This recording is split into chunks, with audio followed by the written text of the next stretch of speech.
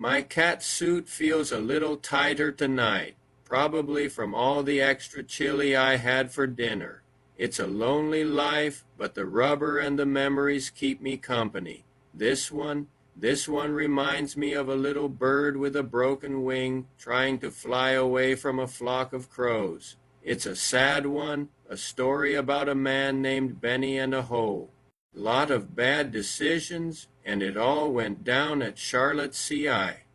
Benny wasn't a bad guy, just soft. He was in for a B&E, nothing violent, just a dumb mistake he made trying to impress some girl. He'd been inside a while and was counting the days until his release. He'd even started writing to a girl on the outside, a sweet thing who sent him pictures of her prize-winning rose bushes. He had it all.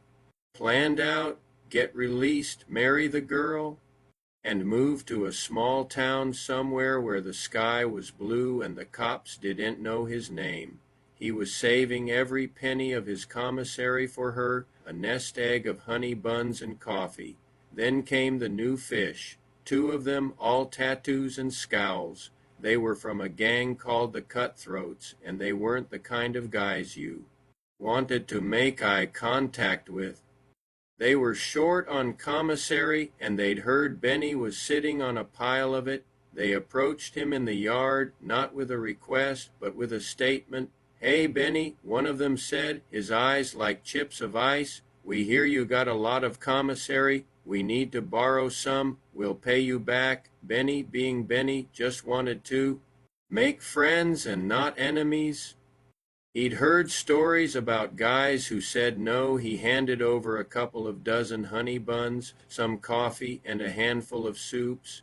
He told himself it was a loan, a favor he'd get back. He knew better, but he let himself believe it anyway. The next week, they came back for more, and the week after that. Benny's nest egg was dwindling, and the rose bush girlie's letters were getting more and more about how she couldn't wait to start their life together. The pressure was building, and Benny finally found a little bit of backbone. He decided to confront them. "Hey," he said, walking up to them as they were playing cards, "I need my commissary.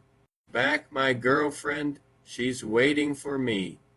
The one with the icy eyes just stared at him. He set down his cards. "Your girlfriend, huh? She know you're a sniveling little punk who gives away his food?" That's when it went south. The other one, a big hulking guy with a neck like a tree trunk, stood up.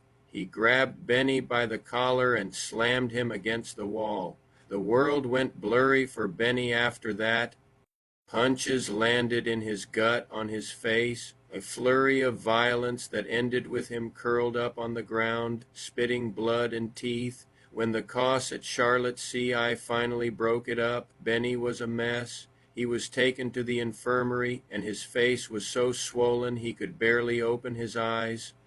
But the worst part was that he knew. He knew he'd lost it all, the commissary, his pride, and maybe even his girl. The next time he wrote to her, the words were harder to find. He'd just tell her he got in a fight, not the whole story, but he could feel the lie like a stone in his stomach. When the letter finally came back, it was a short one. She'd found someone else, someone who wasn't a convict, someone who wouldn't be in a fight just before his release.